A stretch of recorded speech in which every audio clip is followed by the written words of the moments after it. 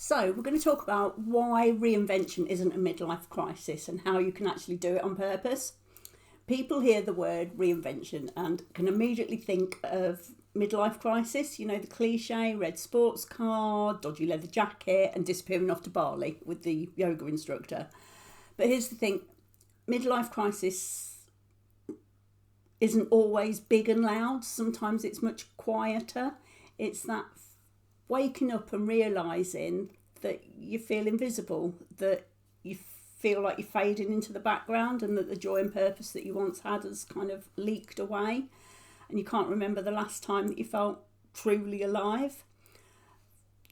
That doesn't mean you're broken. It means that something inside you's shifting, and reinvention is how you can take back control.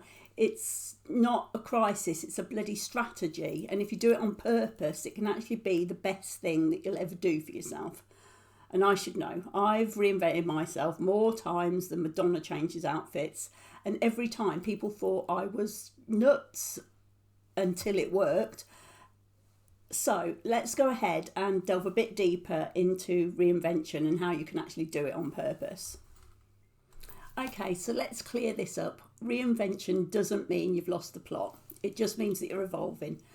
For me, the first big reinvention came after I got made redundant from the local newspaper where I'd been working. I could have seen it as a total failure, but it actually pushed me to set up my own newspaper. Was I terrified? Hell yes. Did people think I was having some kind of wobble? Absolutely. But actually, it was the start of me stepping into something bigger. And honestly, every woman I know who has reinvented has done it because the old version of her life no longer fits. She's not broken. So when things start to feel off, that's usually the nudge that you need. I had a moment once when I was sat at a desk doing yet another website job, and I realised I was spending more time daydreaming about the life I wanted than actually living the life I had.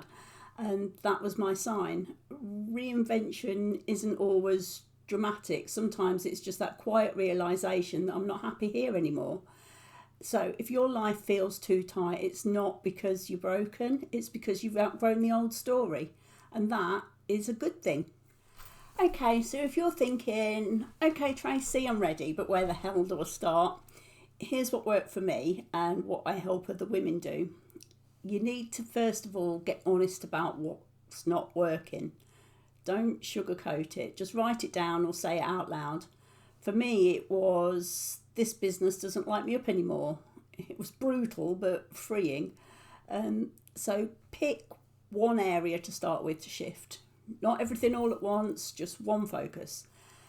Maybe it's your work, maybe it's how you spend your mornings, or maybe it's saying no to people who just drain you. Start small. Reinvention doesn't have to be a full-on demolition job. When I first shifted into personal development, it wasn't about scrapping my whole business. It was about adding a new project, one new focus, and over time that grew into the growth nexus. Think of reinvention like rearranging a room. You don't always need to knock down the walls. Sometimes just moving the bloody sofa makes the whole space feel new. So that's it. No, you're not having a crisis, you're just evolving. Reinvention isn't about chaos, it's about courage. It's about one tweak, one shift, one brave choice at a time. And if you're ready to start, I've got some great resources all linked below, things like journal prompts and free tools that can help you. And if you want support while you are reinventing, come join us in the Nexus Collective. Your next chapter isn't a crisis, it's your bloody upgrade. Thanks for watching, and if this landed with you, please hit subscribe so you don't miss next week's.